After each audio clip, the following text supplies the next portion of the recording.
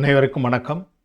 சமயக் தரிசனம் நல்லறம் என்கின்ற இந்த யூடியூப் சேனல் மூலமாக நாம் சமண அறக்கருத்துக்களை பயின்று வருகிறோம். ஆச்சாரிய ஸ்ரீ பூஜ்யபாதர் அருளியிருக்கிற இஷ்டோபதேசம் என்ற நூலிலே இருந்து ஆண்மனை நோக்கிய பயணம், தூய ஆன்மாவை அடைவது எவ்வாறு என்பது குறித்து ஆச்சாரியார் விளக்கி வருவதனை நாம் தொடர்ச்சியாக பார்த்து வருகிறோம். இன்றைய பதிவிலே இஷ்டோபதேச நூலிலிருந்து அதனுடைய 46வது காதையினை நாம் பார்க்கலாம். அவித்வான் புத்கல திரவியம் யோபிநந்ததி தஸ்யதத் ந ஜாது ஜந்தோ சாமிப்யம் சதுர்கதிஷு முச்சதிஹி. இதனுடைய பொருளாக, புறப்பொருள் ஒருபோதும் ஆண்மன் உடையதாக ஆவதில்லை. ஆனால் மித்யாத்துவ நோக்கில் உள்ள பகீராத்மா புறப்பொருள்களை தனதாக கருதி அவற்றில் விருப்பு வெறுப்பு கொள்கிறது. அதனால் வினைகளை கட்டிக்கொள்கிறது. அதனால் நாற்கதிகளில் உழல்கிறது என்று இதிலே கூறுகிறார். புறப்பொருள் எப்போதும் ஆண்மனுடையதாக ஆவது இல்லை. அவித்வான் என்றால் மித்யாத்துவத்தில் இருக்கக்கூடிய வித்வை, அதாவது வித்யா அற்றவன். அவன் புத்கல திரவியத்தை தன்னுடையது என்று நினைக்கிறான். ஆனால் அது எப்போதும் ஆண்மனுடையதாக ஆவது இல்லை. பொற்கள திரவியம் என்று சொன்னால் உடல், அதிலிருந்து மற்ற எல்லாமே. ஆரம்பத்தில் ஒட்டின்னு இருக்கிறது உடல் தான், உயிரோடு. அதுவே புற்கள திரவியம், புற்களம். அப்படி இருப்பதால் மற்ற எதுவுமே அந்த ஆண்மனுடையது கிடையாது. அதை அறிவது கிடையாது அஞ்ஞானியாக இருப்பவன், வித்யாத்துவத்திலே இருப்பவன். அதனுடைய காரணமாக சதுர்கதீஷு முச்சதி, சதுர்கதி 4 கதிகளிலும் இந்த உயிர் சுழன்று கொண்டு இருக்கிறது, பிறவிலே இருக்கிறது என்று இதிலே கூறுகிறார். இப்போ நம்ம இந்த ஆன்மாவை பொறுத்த வரைக்கும் இதில் பகீராத்மா என்ற ஒரு விளக்கம் நமக்கு தேவைப்படுகிறது. ஏற்கனவே கூட திரவிய சங்கிரகம் நாம் பதிவு செய்யும் பொழுது அவற்றை பற்றி விளக்கமாக பார்த்தோம். இப்போ அந்த பகீராத்மா குறித்து, ஆத்மனுடைய வகைகள் என்ன என்பது குறித்து நாம் தெரிந்து கொள்ளலாம். ஆத்மா என்பது 3 வகையாக நம்முடைய நூல்களிலே குறிப்பிடப்படுகிறது. பகீராத்மா, அந்தராத்மா, பரமாத்மா என்று 3 வகையாக ஆத்மாவினுடைய நிலையை குறித்து, அந்த ஆத்மா எந்த விதமான பாவனையில் இருக்கிறதோ அதை குறித்து அதனுடைய நிலை நமக்கு காட்டப்படுகிறது. பகீராத்மா என்பது உடலும் உயிரும் ஒன்று, வேறு வேறு அல்ல என்று நினைக்கின்ற அந்த எண்ணத்திலே இருக்கக்கூடிய, மித்யாத்துவத்திலே இருக்கக்கூடிய அந்த ஆத்மா பகீராத்மா என்று கூறப்படும். உடலும் உயிரும் ஒன்று என்று நினைக்கிறது. அந்த மாதிரி எண்ணம் இருக்கக்கூடியவர்கள் குணநிலையில், நம்ம 14 குணநிலைகளை பற்றி நம்ம பல இடங்களில் நம்ம பார்த்து வருகிறோம். இந்த பகீராத்மா நிலை என்னென்னா, முதல்ல இருக்கக்கூடிய மித்யாத்துவ நிலை, 2வதாக இருக்கக்கூடிய சாசாதன நிலை, 3வதாக இருக்கக்கூடிய மிஸ்ர நிலை. மிஸ்ர நிலைனா மித்யாத்துவம்னு சொன்னாலே தெரியும், அறியாமையில் இருக்கின்ற உயிர் என்று அர்த்தம். அந்த அறியாமையில் இருக்கின்ற உயிர் கொஞ்சம் அறியாமையும் கொஞ்சம் ஓரளவு புரிந்த நிலையிலும் இருக்கிறத மிஸ்ர நிலை, 3வது நிலை என்று நம்ம கூறுகிறோம். 2வது நிலை நிலையில்லாதது, அதாவது 3லிருந்து விழக்கூடிய 1 சேரக்கூடிய அந்த ஆன்மா 2, அது சாசாதன நிலை என்று கூறப்படும். ஏற்கனவே நம்ம பார்த்துருக்கோம். அதனால் இந்த மித்யாத்துவத்தில் இருக்கக்கூடியதும் மிஸ்ரத்திலே கலப்பு, அதாவது மித்யாத்துவமும் கொஞ்சம் சமயத்துவம், சமயத்துவம் என்றால் அறிவுடைமை, அறியாமையும் அறிவுடைமையும் கலந்து இருக்கக்கூடிய நிலை. அந்த 3 நிலைகளில் இருக்கக்கூடிய ஆன்மாக்களை பகீராத்மா என்று நாம் கூறுகிறோம். அதற்கு அடுத்து இருக்கக்கூடியது அந்தராத்மா. அந்தராத்மாவினுடைய தன்மை எப்படிப்பட்டது அப்படின்னு சொன்னால், உடல் வேறு உயிர் வேறு என்ற பேத விஞ்ஞானம் புரிந்தவர். நமக்கு ஆச்சாரிய ஸ்ரீ இதைத்தான் பல காதைகளிலே நமக்கு தெரிவித்து வருகிறார். உடல் என்பது புற்களம், ஆன்மா என்பது சேதனா தன்மையை கொண்டது. அது ரெண்டும் வேறு வேறு தான் ஒன்றாகவே அவை பயணம் செய்தாலும் இரண்டும் வேறுதான். அதை உணர்வதை பேத விஞ்ஞானம் என்று கூறுகிறோம். அப்படி பேத விஞ்ஞானத்தை புரிந்தவர், அதன்படி தன்னுடைய செயல்களை அமைத்து கொண்டிருப்பவர், அவர் தான் அந்தராத்மா. அந்த அந்தராத்மா கூட ஒரே நிலையில் இல்லை, 3 வகையாக பிரிக்கிறார். ஜெகன்ய, மத்தியம, உத்தம என்று. ஜெகன்யனா கடைநிலை, மிக குறைந்த நிலையிலே இருக்கக்கூடிய அந்தராத்மா. அந்தராத்மா அவருக்கு அப்போ தான் பழக்கம் வருது. மத்தியம நிலைனா அதில் கொஞ்சம் அந்த உடல் வேறு உயிர் வேறு என்பதனை ஓரளவுக்கு நன்றாக புரிந்து கொண்டிருக்கின்ற மத்தியம நிலை. உத்தம நிலை என்பது அதிலே அந்தராத்மாவாக இரண்டும் தனித்தனி தான் என்ற உறுதியை செய்து கொண்ட அந்த நிலை. இதில் அந்த ஜெகன்ய நிலை என்பது 4வது குணஸ்தானம். 4வது குணஸ்தானம் என்றால் நற்காட்சி உள்ளவர், ஆனால் விரதம் இல்லாதவர். எப்போ உடல் வேறு உயிர் வேறுன்னு புரிஞ்சிச்சோ அப்போவே அது நற்காட்சிக்கு வழிவகுத்து விடும். அதனால் அவர் நற்காட்சியில் இருக்கிறார். அவருக்கு ஜெகன்ய அந்தராத்மா என்று சொல்வார்கள். மத்தியம அந்தராத்மா என்பது 5வது நிலையும் 6வது நிலையும். 5வது நிலை என்ன? தேசவிரதி, இல்லறத்திலே இருந்து கொண்டு விரதங்களை அனுஷ்டிப்பவர். முக்கியமாக அந்த பஞ்ச விரதங்கள், கொல்லாமை, பொய்யாமை, களவாமை, காமமின்மை, பிறர் பொருள் விரும்பாமை, அந்த மாதிரியான விஷயங்களை தன்னுடைய வாழ்க்கையிலே கடைப்பிடித்து வரக்கூடியவர். பிற விரதங்களையும் அதை அடிப்படையில் வைத்து செய்யக்கூடியவர் விரதி. விரதி சமயக் திருஷ்டி என்று சொல்வார்கள் 5வது நிலையை. 6வது நிலை என்பது துறவு மேற்கொண்ட நிலை, நிர்கந்த நிலை. அதான் பிரமத்த முனி என்று சொல்வார்கள். பிரமாதங்களை உடையவர். பிரமாதங்களை உடையவர்னா முழுமையாக அந்த துறவை பற்றி தெரிந்து கொள்ளாமல் அதில் ஆரம்ப நிலையிலே இருக்கக்கூடியவர், பிரமாதங்களை உடையவராக இருப்பார். கொஞ்சம் அதனுடைய முழுமையான விஷயம் தெரியாமல் இருக்கக்கூடிய நிலை, அதான் விழிப்பு இல்லாத நிலை என்று சொல்வார்கள். அதுதான் 6வது நிலை. அந்த முனிவரும் மத்தியம அந்தராத்மாவாகத்தான் இருப்பார். அந்த நிலை முடிந்த பிறகு 7வது நிலையிலே இருந்து 12வது நிலை வரைக்கும் தவம் செய்யக்கூடிய அந்த முனிவர்களுடைய நிலை, அது உத்தம அந்தராத்மா என்று கூறுவார்கள். 12 க்ஷீண கஷாயம் என்று சொல்லக்கூடிய எல்லா கஷாயங்களும் அழிந்து இருக்கிற நிலை, அதுதான் 12வது நிலை. அது உச்சமான நிலை. அது வரைக்கும் இருக்கக்கூடிய அந்த நிலைகளிலே அந்த பான்மையோடு இருக்கக்கூடியவர்கள், அந்த பாவனையிலே இருக்கக்கூடிய முனிவர்கள், அவர்கள் உத்தம அந்தராத்மா என்று கூறப்படுவார்கள். 12வது நிலைக்கு பிறகு பார்த்தீங்கன்னா 13வது நிலை சயோக கேவலி என்று சொல்லக்கூடியது. சயோக கேவலினா உடல் மட்டும் இருக்கும், ஆனால் அதிலே நாட்டம் செல்லாது. அரகந்தர்கள் எல்லாம் இந்த நிலையிலே தான் திவ்ய துணியாக நமக்கு வழங்குகிறார்கள். அது சகல பரமாத்மா என்று சொல்லப்படும். அது பரமாத்மா, சகல பரமாத்மா என்று கூறப்படும். அவங்க நிலை என்ன அப்படின்னா, கர்மம் என்பது 3 வகையாக நம்ம பார்த்துருக்குறோம். திரவிய கர்மம், பாவ கர்மம், நோ கர்மம் என்று. திரவிய கர்மம் என்பது நம்முடைய ஞானாவரணியம், தர்ஷனாவரணியம் போன்ற கர்மங்கள் பரம அணுக்களாக வந்து ஆன்மாவோடு ஒட்டி இருப்பது திரவிய கர்மம். பாவ கர்மம் என்பது அதனுடைய விளைவாக ஏற்படக்கூடிய எண்ணங்கள், கஷாயங்கள் எல்லாம் அதில் தான் வரும், பாவகர்மமாக இருக்கும். நோ கர்மம் என்பது உடல் உருவாகக்கூடிய அந்த புற்கள் அணுக்கள் எல்லாம் ஈர்த்து கொள்ளக்கூடிய அந்த தன்மை, அது நோ கர்மம். அதனால் அந்த கர்மத்தை வந்து நம்ம 3 வகையாக, ஒன்று வந்து அந்த ஆன்மாவோடு ஒட்டி இருக்கக்கூடிய ஞானாவரணியம், தர்ஷனாவரணியம் என்று பகுபாடு செய்திருக்கிற அந்த கர்மத்தை திரவிய கர்மம், 8 கர்மம் அது, அதாவது பிரதான நிலையிலே. பாவகர்மம் என்பது எண்ணம், அந்த எண்ணங்கள் வரக்கூடியது, அந்த கர்மத்தை சேர்க்கக்கூடியது அல்லது அழிக்கக்கூடியது. நோ கர்மம் என்பது புற்கள வினைகளை கொண்டு இந்த உடலை அமைத்துக் கொள்வதற்காக புற்கள வினைகளை ஈர்த்து கொள்வது, அது நோ கர்மம். அவையெல்லாம் இந்த 3ஐயும் அழித்தவர்கள் தான் பரமாத்மா. அந்த 3ஐ அழிக்கின்ற முதல் நிலை சகல பரமாத்மா என்று சொல்லக்கூடிய 13வது நிலை சயோக கேவலி என்று சொல்வார். யோகம் உள்ள கேவலி. யோகம் என்றால் உடல் இருக்கு அவருக்கு, அதான் உடல் இருக்கின்ற அந்த நிலை. 14வது நிலையை நிகழ பரமாத்மா, அந்த சகல பரமாத்மாவிலே 13, 14 வந்துடும்.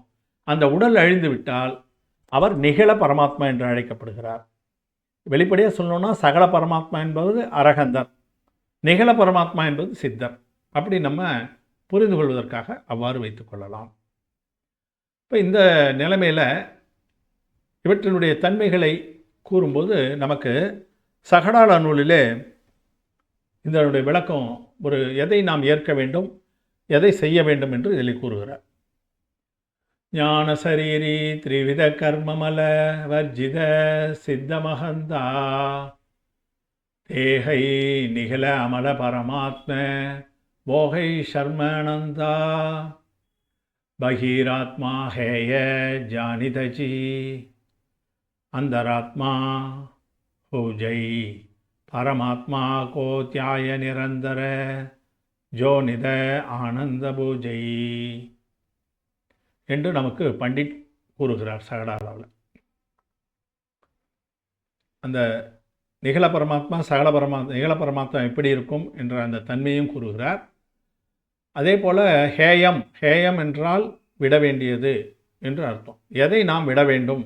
பகீராத்மா என்ற நிலையை விட வேண்டும், அந்தராத்மா என்ற நிலையை ஏற்க வேண்டும், பரமாத்ம நிலையை தியானம் செய்ய வேண்டும், தியான பொருளாக வைத்துக்கொண்டு தியானம் செய்ய வேண்டும் பரமாத்ம நிலையை. அந்த 3 விஷயங்களில் எதை நாம் ஏற்க வேண்டும், எந்த ஆத்மாவிலே நாம் ஒழுக வேண்டும் என்பதை இதில் தெளிவாக நமக்கு புரிய வைப்பதை பார்க்கிறோம். அதை விளக்கத்தை பார்க்கும்போது அது நிகழ பரமாத்மாவை பற்றி தான் சொல்கிறார். அந்த நிலையெல்லாம் கடந்து விட்டு சித்த நிலைக்கு வந்து விட்டவர். ஞான சரீரி த்ரிவித கர்ம மலவர்ஜித சித்த மகந்தா தேகை நிகழ அமல பரமாத்ம போகை சர்மானந்தா. அவருடைய ஆனந்தமானது எப்படி இருக்கும் என்று சொன்னால், அவர் ஞான சரீரத்தை உடையவர். அவருக்கு ஞானம்தான் இருக்கிறது. எப்படி சித்த பரமஷ்டிக்கு நம்ம சொல்லியிருக்கோம், உடல் இல்லை, அவருக்கு சேதனா உருவம் தான் இருக்குது, ஞானமும் காட்சியும் தான் உண்டு. அவருடைய சரீரம் முழுவதும் ஞானமாக இருக்கும். ஞான சரீரத்தை உடையவர். அது அருவமானது. அதுக்கு ஒரு சரீரத்துக்கு அவுட்லைன் மாதிரி போட்டிருப்பாங்க, பார்த்தா தெரியும். உள்ளீடு அற்ற ஒரு உருவத்தை நமக்கு சித்தராக காண்பிப்பார்கள். படங்களில் நம்ம பார்த்துருக்கலாம். உள்ளீடு அற்ற என்று சொன்னால் வெறும் கோட்டு உருவம் போல இருக்கும். அது ஞான சரீரம் அவருடையது. ஞானமே முழுவதும் நிறைந்திருக்கக்கூடியவர். ஞானாவரணம் முதலிய திரவிய கர்மங்களை அழித்தவர். நம்ம பார்த்துட்டோம், திரவிய கர்மத்தை அழித்து இருக்கிறவர். திரிவித கர்ம மல என்று வருதுங்களா, 3 விதமான கர்ம அழுக்குகளை, மலங்களை வர்ஜித, அவற்றையெல்லாம் ஒதுக்கினவர், அவற்றையெல்லாம் இல்லாதவர். அது திரவிய கர்மம் என்கின்ற ஞானாவரணம் போன்றவை. அதே போல் அந்த கர்மங்கள் தோன்றுவதற்கு காரணமாக இருக்கக்கூடிய விருப்பு, வெறுப்பு, ஆசை போன்ற பாவ கர்மம். பாவம் என்றால் எண்ணம். அந்த மனதில் தோன்றக்கூடிய அந்த எண்ணத்தினுடைய உருவம், அதுதான் பாவ கர்மம். அந்த பாவ கர்மத்தையும் அழித்துட்டார். மனமொழி உடல் அமைய தேவையான நோகர்மம். மனம் அமைவதற்கும் நோகர்மத்தை புற்கள அணுக்கள் வெளியே இருந்து வர வேண்டும். மொழி அமைவதற்கும் அதுதான், உடல் அமைவதற்கும் அந்த நோகர்ம வர்க்கணைகள் தான், புற்கள வர்க்கணைகள். உலக அண்டத்தில் இருக்கக்கூடியவற்றை ஒவ்வொரு ஆன்மாவும் ஈர்த்து கொண்டு தான் மனம், மொழி, உடலை அமைத்து கொள்கின்றன. இந்த 3ஐயும் துறந்தவர். அவருக்கு உடலும் கிடையாது. அதால் அந்த 3 விதமான திரிவித கர்ம மல வர்ஜித என்று அதை ஞாபகத்தில் வைத்துக்கொள்ள வேண்டும். அந்த பலங்கள் இல்லாதவர். இப்போ இதில் நம்ம என்ன செய்யணும்? பகீராத்மா ஹேய ஜானிதஜி அந்தராத்மா உஜய் பரமாத்மா கோத்யாய நிரந்தரஜோ நித ஆனந்த பூஜை. பகீராத்மா ஹேயம், விடத்தக்கது. அதை விட்டு அந்தராத்மாவை என்ன செய்ய வேண்டும்? நம்ம அந்தராத்மாவாக ஆக வேண்டும். அந்த விஷயத்தை கையில் எடுத்துக்கொள்ள வேண்டும். உடல் வேறு, உயிர் வேறு என்பதனை புரிந்து கொண்டு அந்த விதத்திலே நம்முடைய செயல்களை அமைத்து கொள்ள வேண்டும். அது 3 விதமாக இருக்கிறதுன்றது நம்ம பார்த்துட்டோம். ஜெகன்யம், மத்தியமம், உத்தமம் என்ற அந்த நிலையிலே பார்த்துட்டோம். பரமாத்மாவை என்ன செய்யணும்? எப்போதும் பரமாத்மாவை தியானம் செய்ய வேண்டும். அந்த தியானம் ஆனந்த சுகத்தை அடையும்படி செய்கிறது. அந்த தியானம்தான் ஆனந்த சுகத்தை, ஆனந்த சுகம் என்று சொல்லக்கூடிய முடிவில்லாத சுகத்தை அடையக்கூடிய அந்த விஷயத்தை போன பதிவுகள் கூட நம்ம பார்த்தோம்.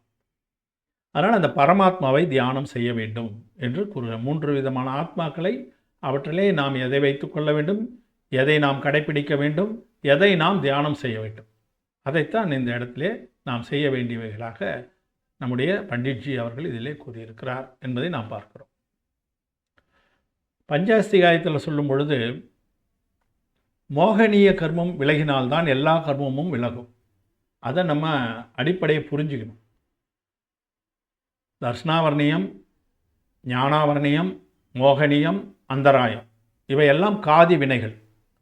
உயிருக்கு நேரடியாக இன்னலை தரக்கூடியவை. தர்ஷனாவரணியம் காட்சி மறைப்பு, ஞானாவரணியம் அறிவு மறைப்பு, மோகனியம் என்பது ஆசையின் அடிப்படையிலே வரக்கூடியவை, அந்தராயம் என்பவை இடையூறு, நமக்கு கிடைக்கக்கூடிய விஷயங்களை கிடைக்காமல் செய்யக்கூடியவை, இடையீடு உள்ளது, அதுதான் அந்தராயம். இவையெல்லாம் காதி வினைகள். இவைகள் நிலங்கினால்தான் கேவல ஞானம் கிடைக்கும். அதில் மற்ற வினைகளை பற்றி அவை மோகனியம் விலகிவிட்டால் அவை எல்லாம் விலகிடும் என்று தான் நம்ம ஆகமும் சொல்கிறது. இந்த மோகனிய கர்மம் தான் வினைகளுக்கு அரசன் என்று நமக்கு வாமனாச்சாரியார் மேருமந்திர புராணத்திலே குறிப்பிடுவார். அதனால் அந்த மோகனியத்தை எப்படி விளக்குவது என்பதை ஜஸ்ஸ நாவிஜதி ராகோ தோசோ மோகோவா ஜோஹ பரிகம்மோ தஸ்ஸ சுக அசுக டகனோ ஜானமாவோ ஜாயயே அகனி ஜானயே அக்னி. அதாவது ராக தோஷத்தை விட வேண்டும். ராகோ தோஷோ ஜதி மோகத்தையும் விட வேண்டும். அதன் பிறகு அதனால் வரக்கூடிய சுப அசுபங்களை அது எரிக்கின்ற தீயாக அது வெளிப்படுகிறது. அவற்றையெல்லாம் விட்டுவிட்டால் விருப்பு வெறுப்பு மோகம் மற்றும் யோகத்தையும் விட வேண்டும். யோகம் என்றால் செயல், மூன்றினாலும் செய்யக்கூடிய திரிகரணம் என்று சொல்வார்கள். மனம், மொழி, உடல் இவற்றால் செய்யக்கூடிய யோகங்களையும் விட வேண்டும். அவ்வாறு விடுவதுதான் தியானத்தினுடைய தீ வெளிப்படும். அப்போது சுப அசுபங்களை எரித்துவிட்டு நிர்மலமாக்கும் என்று இதில் கூறுகிறார். இப்போ மோகனிய வினை பற்றி நம்ம ஏற்கனவே கூட பார்த்துருக்கோம். சுருக்கமாக இதில் பார்த்துடலாம். நம்ம தர்சனாவரணியம் 9 வகையாக இருக்கும், ஞானாவரணியம் 5 வகையாக இருக்கும். 5 ஞானம், 5 ஞானாவரணியம். அந்தராயம் 5 வகையாக இருக்கும். அவற்றையெல்லாம் நம்ம நேரம் வரும்போது பார்க்கலாம். ஆனால் இந்த மோகனிய வினை என்பது நம்ம இது விலகினால் எல்லாமே விலகிடும் சொல்லிட்டதால் அதை கொஞ்சம் அதனுடைய துணை வினைகளோடு நம்ம பார்க்கலாம். மோகனிய வினை என்று அஷ்டகர்மங்களில் ஒரு வினை, அது 28 பிரிவாக இருக்கிறது. 2 வகையாக சொல்லலாம். அதை தரிசன மோகனியம் 3ஆக இருக்கிறது, சாரித்திர மோகனியம் 25ஆக இருக்கிறது. காட்சி மோகனியம், காட்சி மோகவினை, சாரித்திர மோகவினை, ஒழுக்க மோகவினை, இதெல்லாம் அந்த காட்சியை தடுக்கக்கூடியவை, ஒழுக்கத்தை தடுக்கக்கூடியவை. தரிசன மோகனியம் 3 என்பது மித்யாத்துவம், அறியாமை, சம்யக் மித்யாத்துவம், அறியாமையும் அறிவுடைமையும் கலந்த நிலை, சம்யத்துவ பிரகிருதி என்றால் சம்யத்துவம் தோன்ற ஆரம்பிக்கின்ற அந்த நிலை. அது முழுமையாக வளர்ச்சி அடையலை, சம்யத்துவம் இருக்கிறது, தோன்ற ஆரம்பித்திருக்கிறது. இந்த 3ம் காட்சியினுடைய மோகனியம். தரிசன மோகனியத்தால் இந்த 3 பிரிவு இருக்குது. சாரித்திர மோகனியம் 25 வகை பிரிவு. அதாவது குரோதமான மாயை லோபம் என்று 4 கஷாயங்கள் நம்ம சொல்கிறோம். அந்த 4 கஷாயங்களும் அதனுடைய தீவிரத்தன்மை மந்தத்தன்மைக்கு ஏற்ப 4 பிரிவுகளாக இருக்கிறது. கஷாயம் எல்லாம் ஒரே மாதிரி. கோபம் என்றால் எல்லாருக்கும் ஒரே மாதிரி கோபம் இருக்கா? மானம் என்றால் கர்வம், அந்த கர்வம் எல்லாருக்கும் ஒரே மாதிரி இருக்கா? மாறுது. அதை 4ஆக பிரித்திருக்கிறார்கள் ஆச்சாரியர்கள். அதனுடைய விளக்கத்தை சொல்லும் பொழுது அனந்தானுபந்தி, அப்பிரத்யாக்கியான, பிரத்யாக்கியான, சஞ்சுவலன, இவற்றை பற்றி நம்ம முன்னாடி பார்த்துருக்கோம். சுருக்கமாக தெரிந்து கொள்ளலாம். அனந்தானுபந்தி என்பது பிறவிகள் தோறும் தொடர்கின்ற அந்த கோபம், குரோதம். இப்போ பார்ஸ்வநாதர் மீது கமடனுக்கு தோன்றியதை நம்ம பார்க்கலாம். 10 பிறவியிலும் அவரே அழிப்பார். நிறைய மேருமந்திர புராணத்துலேயும் அந்த மாதிரியான சம்பவங்கள்லாம் வருது, நம்ம படிக்கும்போது தெரியல. அதுபோல் இருக்கக்கூடிய அந்த குரோதமானங்கள் பிறவிகள் தோறும் தொடரக்கூடியது, பல பிறவிகளை உருவாக்கக்கூடிய தன்மையை வைத்திருக்கின்ற அந்த கடுமையான நிலையிலே இருக்கின்ற குரோதமான மாயை லோபம் போன்றவை அனந்தானுபந்தி கஷாயம் என்று சொல்லப்படும். அப்பிரத்யாக்கியான என்று சொன்னால் அவ்வாறு இல்லாமல் இருக்கிறது கஷாயம், அதுவும் செயல்பாட்டில் கொண்டு வராங்க, அதை விடணும்னு நினைக்கிறாங்க, விட முடியாமல் இருக்குது. பிரத்யாக்கியானம்னா விடுதல், அப்பிரத்யாக்கினா விட முடியாமல் இருக்குது. கோபப்பட்டுறாங்க, அப்புறம் ஏன்டா கோபப்பட்டோம் அப்படின்னு வருத்தப்படுறாங்க, விட முடியலையே அப்படின்னு நினைக்கிறாங்க. அது அப்பிரத்யாக்கியானம். பிரத்யாக்கியான கோபம் என்று சொன்னால் விடுகின்ற நிலை. கோபம் வருது, ஆனால் அதை நிறுத்தி அடக்கி வச்சு அந்த கோபத்தை செயல்படுத்தாமல் நிறுத்தி விடுகிறார்கள். மானத்தையும் அப்படி தான் புரிஞ்சுக்கணும், மாயை லோபம் எல்லாத்தையும். பொருளாசை லோபம் என்று சொல்லுவோம். ஆசை இருக்கும், ஆனால் நமக்கு இல்லைப்பா அந்த பொருள், அது நமக்கு தேவையில்லை அப்படின்னு விட்டுடுறாங்கன்னா அது பிரத்யாக்கியான கஷாயம். பிரத்யாக்கியான லோபம். சஞ்சுவலனம் என்பது முனிவர்களுக்கு கூட இருக்குது. அது எல்லாம் முழுதும் அழிஞ்சிடுச்சுன்னு நினைக்கிறாங்க கஷாயம். ஆனாலும் எங்கேயாவது ஒரு இடத்துல சில நேரத்தில் எட்டி பார்த்துரும். கோபம் வந்துடலாம், டக்குன்னு ஒரு வார்த்தையை சொல்லிடலாம் முனிவர். அதே போல் ஒரு இடத்துல கர்வம் பார்த்துடலாம், தன்னுடைய இடத்த விட இங்கே நம்ம நினைக்கிற மாதிரி இல்லையே நினச்சிடலாம். மாயை அது போல், லோபமும் அது போல். தன்னுடைய பிச்சு, தன்னுடைய கமண்டலம் என்று நினைத்தாலே லோபம் என்று தான் சொல்வார்கள். அது சஞ்சுவலன லோபம். அப்படி 4 வகையாக 4 கஷாயங்களும் இருக்கின்றன. அது 4 × 4 16 வகை. அனந்தானுபந்தி குரோதமான மாயை லோபம், அப்பிரத்யாக்கியான குரோதமான மாயை லோபம், பிரத்யாக்கியான குரோதமான மாயை லோபம், சஞ்சுவலன குரோதமான மாயை லோபம். அப்படி 16 வகை. அதன் பிறகு நோ கஷாயங்கள் என்று 9 இருக்கின்றன. ஹாஷ்யம், ரதி, அரதி, சோகம், துக்கம், ஜீகுப்சா என்று சொல்லக்கூடிய அருவருப்பு, அதன் பிறகு ஆண் உணர்வு, பெண் உணர்வு, அலி உணர்வு என்று ஒரு 9 நோ கஷாயங்கள் நம்ம விரிவாக பார்த்துருக்கோம். அதனால் விரைவாக சொல்கிறேன். இதில் இப்படி பார்த்தீங்கன்னா இதில் சாரித்திர மோகினி 25 இருக்குது. தரிசன மோகினி 3 சேர்த்தோம்னா 28 வகையான வினைகள் மோக வினைகளாக இருக்கின்றன. இதை நம்ம புரிஞ்சுக்கணும். கொஞ்சம் நூல்களை கூட்டம் படிச்சுக்கலாம். ஏன்னா அடுத்த பதிவுக்கு இதை தெரிந்து வைத்துக்கொள்வது கொஞ்சம் அவசியம் தேவைப்படும். வினைகளை எப்படி கழிக்கிறார்கள், எப்படி சித்தநிலை ஏதுகிறார்கள் என்பதையெல்லாம் இனிமேல் ஆச்சாரியர் நமக்கு கூறப்போகிறார். அதனால் இதை கொஞ்சம் இந்த பதிவை பார்த்தாவது அல்லது நமக்கு பயனளிக்கும் என்பதால் நான் சொல்கிறேன். தெரிஞ்சவங்களுக்கு ஒன்றும் பிரச்சனை இல்லை. கொஞ்சம் கிளாரிட்டியோடு இதை நம்ம புரிந்து கொள்ள வேண்டியது அவசியமாக இருக்கிறது. இதில் மோகமும் யோகமும் அற்ற நிலை என்னென்னா, தரிசன மோகனிய சாரித்திர மோகனிய வினைகள் உதயமாகும் போது முனிவர் அவற்றின் வழியான உபயோகத்தை தடுத்து விருப்பு வெறுப்பு இல்லாத உபயோகத்தை ஆன்மாவில் நிலைப்படுத்துகிறார். தரிசன மோகனியமாக இருக்கக்கூடிய மித்யாத்துவம், சமயக் மித்யாத்துவம், சமூக பிரகிருதி எல்லாம் உதயத்துக்கு வந்ததுன்னா அந்த மித்யாத்துவத்துக்கு அவர் ஆளாக மாட்டார். வராது. அவருக்கு ஒரு குறிப்பிட்ட ஸ்டேஜ் 6வது நிலையில் வரலாம். வரும்போது அதை தடுத்து விடுவார். அதே போல் சாரித்திர மோகனியமாக இருக்கக்கூடிய அந்த கஷாயங்கள் எல்லாம் அது கோபம் வரும்போது, மானம் ஏற்படும் போது, அதாவது மானம் என்றால் கர்வம், செருக்கு, மாயை, தடுமாற்றம், குழப்பம், லோபம், பொருளாசை, சின்ன சின்ன பொருள் கிடைக்கலையேன்ற ஒரு எண்ணம், அது லோபம். இந்த மாதிரியான எண்ணங்கள் வரும் பொழுது அந்த வினைகள் உதயமாகும்போது அந்த எண்ணம் வரும். ஆனால் அதனுடைய உபயோகத்தை அவர் எடுத்துக்கொள்ள மாட்டார். கோபம் வரும், ஆனால் கோபப்பட மாட்டார். அந்த கர்வத்தை வந்தாலும் காண்பிக்க மாட்டார். தடுமாற்றம் வந்தால் தன்னுடைய ஆகம அறிவின் மூலமாக அதை நீக்கிக் கொள்வார். லோபம் என்கின்ற அந்த கஷாயம் என்னது, பிற பொருள் மீது அல்லது கிடைக்கவில்லையே அந்த பொருளுக்கான ஏக்கத்தை கொண்டு வந்து கொடுக்கும் பொழுது அதன் வழி செல்ல மாட்டார். அதையெல்லாம் தடுத்து விடுவார். அது காரணம் என்னென்னா அந்த முனிவருடைய தவத்தினுடைய காரணமாக. அப்போ என்ன செய்யலாம், எப்படி அதை தடுக்கலாம்னா விருப்பு வெறுப்பு இல்லாத உபயோகத்தை செய்கிறார். விருப்பு கிடையாது, வெறுப்பும் கிடையாது. அப்படிப்பட்ட நிலையிலே அவர் தரிசன மோகனிய சாரித்திர மோகனிய வினைகள் உதயமானாலும் அவருக்கு அதனால் எந்த இழிவும் ஏற்படுவதில்லை. ஏன்னா அந்த செயல்களில் அவர் இறங்குவதில்லை. அம்முனிவருக்கு மனம், மொழி, உடல் யோகங்கள் இல்லை. மனம், மொழி, உடல் 3 யோகமும் இல்லை.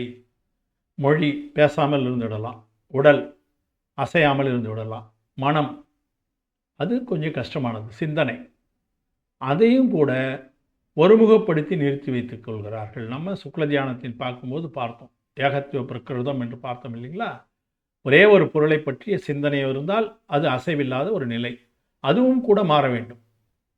எதை பற்றிய சிந்தனையும் இருக்கக்கூடாது, அந்த நிலைக்கு முன்னேற வேண்டும். முந்தைய வினைகள் தம்முடையவை அல்ல என உணர்ந்து சுப அசுபங்களை தீ போல் பொசுக்கி விடுகிறது அந்த எண்ணம். இதனால் இந்த யோகம் இல்லாததால் சுப அசுப காரியங்களில் அவர் செல்வது கிடையாது. அப்போது ஆன்மாவின் முக்தி முயற்சி, முக்தி அடைய வேண்டும் என்ற முயற்சி, அது என்ன சொல்லுவோம், மோட்ச புருஷார்த்தம் என்று சொல்வார்கள். முயற்சி என்றால் புருஷார்த்தம், முக்த முயற்சி, மோட்சத்துக்கான அந்த புருஷார்த்தமானது அதிலே வெளிப்படுகிறது என்று இதிலே நமக்கு கூறுகிறார். அதன்படி பார்த்தோம்னா அந்த நம்முடைய காதையை சொல்லும் பொழுது அவித்வான் புத்கல திரவியம் யோபிநந்ததி தஸ்யதத் ந ஜாது ஜந்தோ சாமீபியம் சதுர்கதிஷோ முச்சதி. புற்கள பொருள்களை எல்லாம் நம்முடையவல்ல என்று உணர வேண்டும். மித்யாத்துவத்திலே இருப்பவர்கள் அதை உணர்வது கிடையாது. அபித்வான் அவர் உணர்வது கிடையாது. அதை உணர்ந்து செயல்பட்டால்தான் விடுதலை. அப்படி இல்லை என்றால் 4 கதிகளிலே மீண்டும் மீண்டும் சுற்றி வர வேண்டியிருக்கும் என்ற நம்முடைய ஆச்சாரிய ஸ்ரீ அவர்கள் கூறுவதனை பிற சகடாலா நூலில் இந்த தடவை நம்ம பார்த்தோம். அதுபோன்று பல நூல்களிலும் இருக்கின்றன. ஏதோ 1-2 தான் நம்ம எடுத்து இதில் கூற முடியும் நேரத்தை கருதி. அதனால் அதனையும் நம்ம பார்க்க வேண்டிய அவசியம் இருக்கிறது. என்னுடைய தொடர்ச்சியாக அடுத்த காதைகளெல்லாம் அடுத்த ஒரு 3 காதைகளில் பல அரிய விஷயங்கள் எல்லாம் நமக்கு இதில் சொல்ல இருக்காங்க. அதனால் அவற்றை நம் வருகின்ற பதிவுகளிலே பார்க்கலாம் என கூறி, இந்த நல்லறம் என்ற சேனலிலே தொடர்ந்து ஆகம கருத்துக்களை நாம் சுவாத்தியாயம் செய்து வருகிறோம். அதில் தாங்களும் பங்கேற்பதற்கு எனது நன்றியினை தெரிவித்துக் கொள்கிறேன். இந்த பதிவுகள் தங்களுக்கு பிடித்திருக்குமானால் அதை லைக் என்ற பொத்தானை அழுத்தவும். அதே போல் தங்களுடைய விமர்சனங்களை கமெண்ட் பாக்ஸ், விமர்சன பெட்டி, அந்த பெட்டியிலே தாங்கள் பதிவிட்டால் அது இந்த பதிவுகளை முன்னேற்ற உதவும் எனவும் கூறிக்கொள்கிறேன்.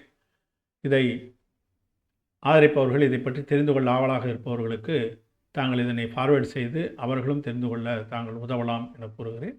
கூறி நல்லறம் என்ற இந்த யூடியூப் சேனலை சப்ஸ்கிரைப் செய்து பார்த்து வருமாறு தங்கள் அனைவரையும் அன்போடு வேண்டி கேட்டுக்கொள்கிறேன். அனைவருக்கும் வணக்கம். ஜெய் ஜினேந்திரா.